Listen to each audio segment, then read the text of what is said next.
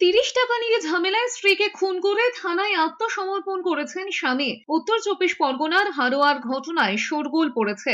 জানা গিয়েছে মঙ্গলবার ভোরে টাকা নিয়ে দম্পতির মধ্যে ঝামেলা বাধে, তখনই রাগের মাথায় খুন করে ফেলেছেন বলেই জানিয়েছেন রবিউল ইসলাম। তার দাবি, অনেকদিন ধরে স্ত্রী রুবিয়া সুলতানার কাছে রাখা টাকা ফেরত চাইছিলেন, কিন্তু রুবিয়া টাকা ফেরত দিচ্ছিলেন না। এই নিয়ে অশান্তি চলছিল। মঙ্গলবার ওই টাকা থেকে ৩০ টাকা চাইতে আপত্তি জানায় স্ত্রী। এরপরে ঝামেলার মধ্যে রাগের মাথায় তাকে খুন করে ফেলেছেন বলেই দাবি করেছেন রবিউল। টাকা নিয়ে অশান্তি না, এর পেছনে অন্য কোনো কারণ রয়েছে সবটাই খতিয়ে দেখছেন তদন্তকারী অফিসাররা।